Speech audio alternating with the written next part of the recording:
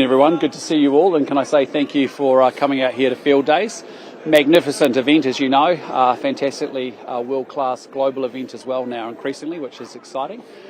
Big announcement for us today is obviously we're launching a select committee inquiry into the banking behaviour here in New Zealand, particular focus around customer service, profitability and just making sure we've got good competitiveness in the market.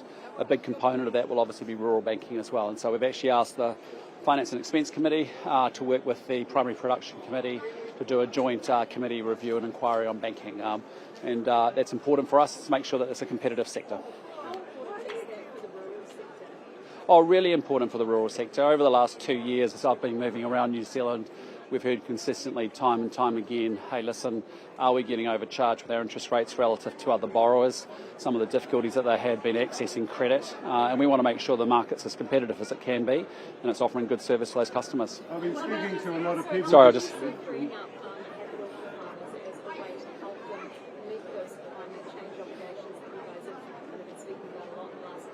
Yeah, well, look, I mean, there's a lot that we have to do, and it's not just this, but, this is an important aspect, certainly to make sure they're getting competitive and good access to capital. But, there's a lot that we've got to do, as we talked about just at lunch now, around investing in more technology, more tools to help them in the fight on climate change, and particularly managing methane emissions. So, there's as you're seeing from this government, it's not just one thing. There's actually a whole series of things that we need to do. Free our farmers up from the bureaucracy and the red tape, which is regulation that's not adding much benefit. Make sure we've got good, smart, clean, clear regulation that they can all operate within with great certainty to make those investments they need to improve their farms. So, there's a lot that we've got to do. I've heard a lot from... Sorry. How concerned are you that this ET's decision is going to limit our access to foreign markets? Look, I mean, we've been clear from the beginning that we don't want to see agricultural methane in the ETS scheme, and that's what we're very clear about, and that's been a long-standing position of ours. We need to manage our methane emissions down, no doubt about it, and we'll continue to manage the dual gas, split gas model and approach. But look, I mean, the reality is you are right. Our customers are expecting New Zealand to maintain its high level of sustainability. I used to work for one of the largest companies in the world that actually procured a lot of dairy products from New Zealand, and so I understand that intimately. But equally, we're not in a position where we actually shut down farming here in New Zealand and we move that production offshore to less carbon efficient places that then in turn ends up not improving our global greenhouse gas emissions. So it's very important that we actually manage, we can do both.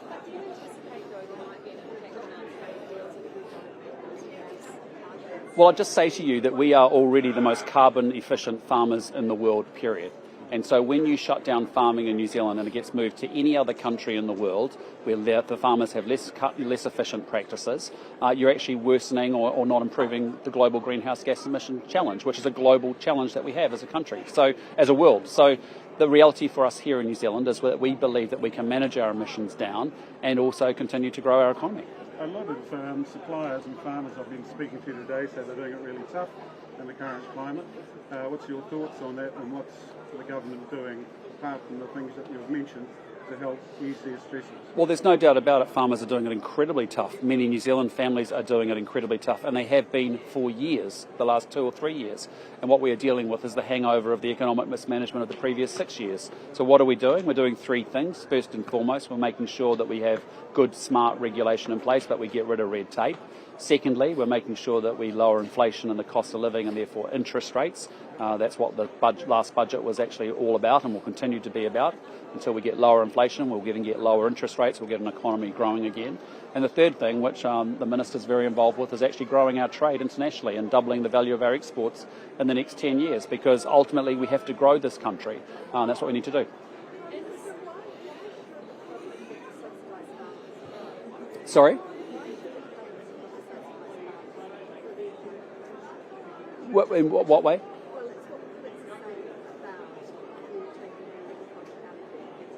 No, well, we've been very clear about that as a long-standing position from when net zero legislation was actually put together. What we're very committed to is lowering our level of methane emissions. What we need to do is give farmers the credit for the good stuff that they're doing, so they get credit for the good activity that's happening on farm. We need to make sure that they actually have access to the tools and technologies which they haven't been able to have and are often doing the job with one hand behind their back. And ultimately we will introduce agricultural emissions pricing, as we've said before, by 2030.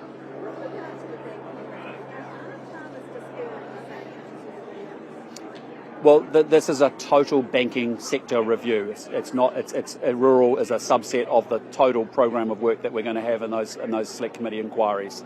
It's really important for us to make sure that we've got good competition, good customer service, and we make sure that the banks are acting. There's good competition in this sector. So the rural piece is a piece of the total banking review that we're undertaking.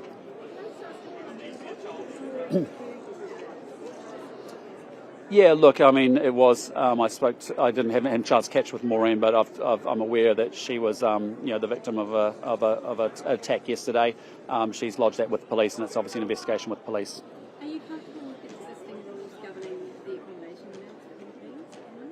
Yeah, well, I mean, what I'd say is that the Parliament, it sets its own independent. There's independent ways in which MP remuneration allowances are set. That's the way it should be. It shouldn't be set by a Prime Minister or MPs voting for their own pay and allowances. It should be set independently.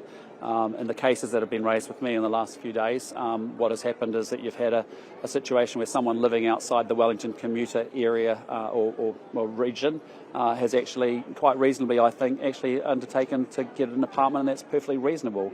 They work until 10, 11 midnight, often while they're in Parliament. They're expected to be back there at 7:30, 8 the next morning. So I don't think that's unreasonable. Chris Hipkins has said that he's willing to sort of look at the whole accommodation allowance. Would you be prepared to look at it? Well, that's not our decision, frankly. And frankly, the great strength of the New Zealand system is you do not want a Prime Minister, a Leader of the Opposition or any MP involved in their pay and their allowances. That's something that should be set independently. But if that changes, that's fine. That should be done independently by the Remuneration Authority to make sure that those settings are correct. And if they change, that's great. Do you think the public will see it as acceptable, though? Sorry? Do you think the public will see it as acceptable? You were talking about you see it as acceptable. Do you think the public will in this possibility? Well, I was just trying to explain that actually the reality of the situation is, like every job, there is pay and allowances that's put together. In our case, it's put together by an independent and through Parliament, as it should be, away from the politicians themselves actually setting their own pay, voting on their own pay and allowances. That should be done independently. And that, I imagine, has changed over recent years or over decades, and it will continue to change, and we'll continue to support that. I understand. Sorry. According to KPMG's survey on farmers' priorities out today, transitioning to climate resilient farming systems is right at the bottom of the 21 priorities. It's dropped off after last year when, in the wake of the cyclones and the floods, it was at the front of mind. But now it seems KPMG is saying that conversation has just died. What do you make of that? Does it Well, I think it actually speaks to the reality of what's going on for New Zealanders, in particular farmers. New Zealanders are struggling to get through paycheck to paycheck each and every week, and that is a direct consequence of, and I keep banging on about it, but when you do not manage an economy well, as we've seen in the last 6 years, you end up now dealing with this hangover and this pain and suffering that's causing so much pain and suffering to so many New Zealanders. And so the reality for our farmers, when you've faced 30 to 40% farm inflation, when you've had commodity prices go stable or go down on you, and you've also had interest rates go from 2.5% to 7 to 8%, and the cost associated with servicing those loans is breaking them, that is the reality of where they are. So that is the focus of where farmers are right now. because we all remember the devastation that was wrought by those events last year. As a government, do you want to take some leadership and show some ambition? Well, we are. We're doing a lot more than the previous government did, which was a lot of talk and no action. No, definitely not. We actually are very committed, deeply committed to net zero 2050. The way in which we do it will be different from the previous administration. Frankly, what the previous government didn't work. Fighting the sector doesn't work. You actually need to work with the sector to find the pathway through. So we give our farmers the credit for the good stuff that they're doing. We make sure we deliver the tools and technologies that they desperately need that other farmers in other countries already have. And we make sure, importantly, that we introduce our agricultural pricing when we need to. I understand.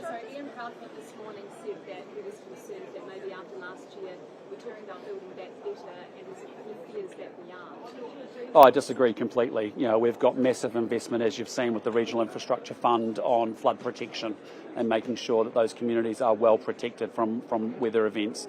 You've seen Simon Watts already reach out to all the other political parties to want to work together on a climate adaptation framework. So, yeah, I get it. We're doing it differently from the previous administration. The means by which we deliver those ends will be different, but don't misunderstand our lack of commitment to that. Sorry.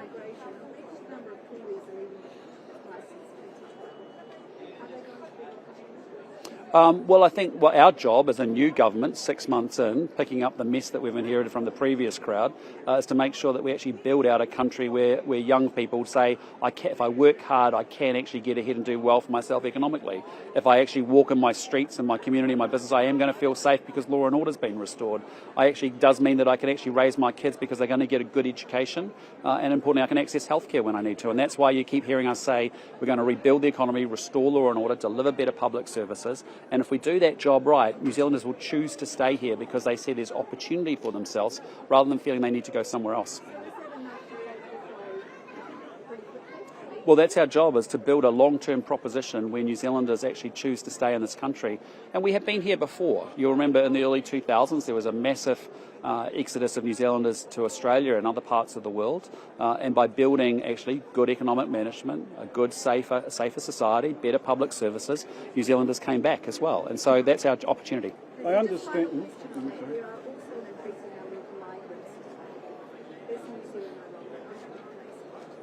Well, that's the work that my new government is working incredibly hard to do, is to build a place that migrants, New Zealanders have been here a long time, choose to stay because they see a great opportunity and a great future for themselves.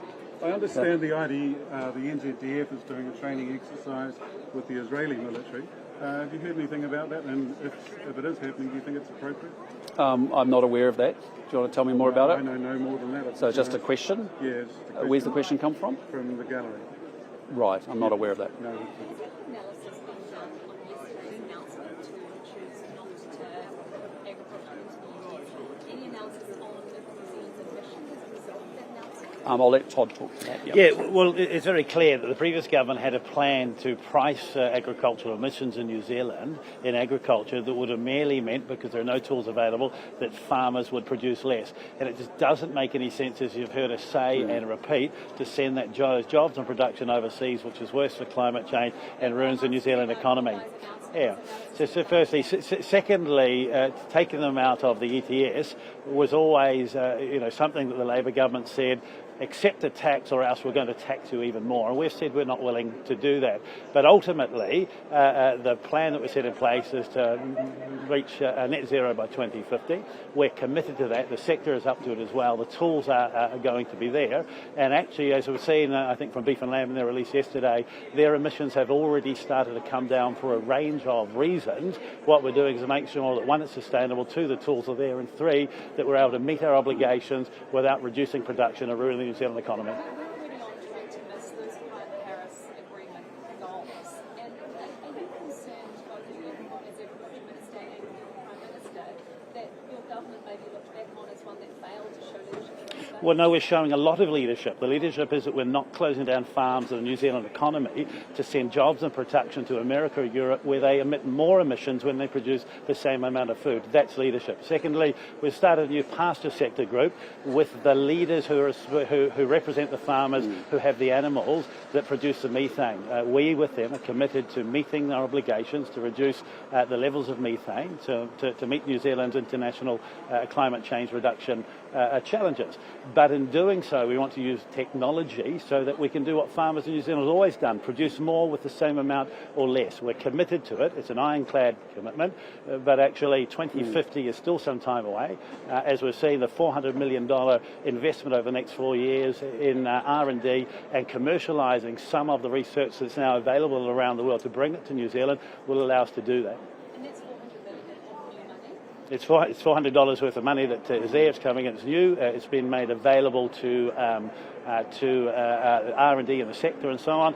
In fact, the scientists are saying it's welcome. It's given them certainty. They know the work that they're able to do over the next 3 or 4 years, and they're telling us that actually those solutions are available, will be there for farmers to make sure that we reduce emissions without closing down farms. Last couple. Yesterday's announcement, we don't know what impact that will have on our emissions, and we're essentially taking a punt on research, which is developing quickly, but may not be.